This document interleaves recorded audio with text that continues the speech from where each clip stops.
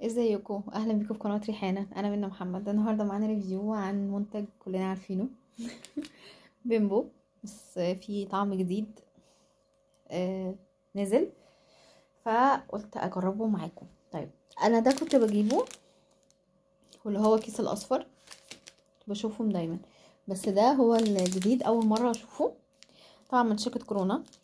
اول مره اشوفه، فحبيت ان انا هو دارك بقى، وانا بحب اي البسكوت الدارك والشوكولاته الدارك وكله، فقلت ايه نجرب ده مع بعض.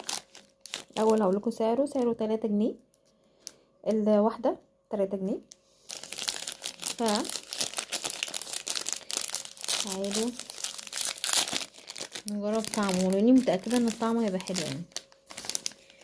بس ايه، اهي عادي، حجمها طبيعي يعني. ماشي ندوق بقى.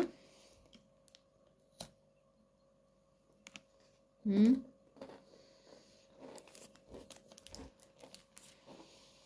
مم.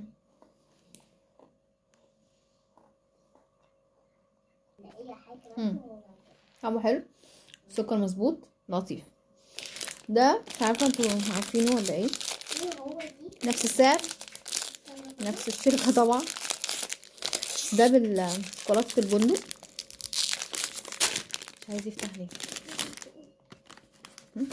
طبعا نفس اللون، لا ده اغمق، بس ده من جوه ده من جوه يعني بصوا استنى. ده من جوه فاتح، ده بقى كله غامق، فاهمين قصدي؟ ده بندق، لطيف يعني، حلوين، طعمهم حلو وسعرهم كويس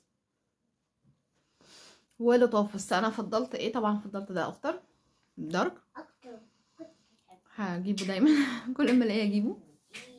ده مسكر سنه عن ده، بالنسبه لي ده يكسب وبس. يا رب الريفيو اللطيف الظريف الخفيف ده يكون عجبكم. اشوفكم على خير ان شاء الله، ريفيو جاي. باي باي.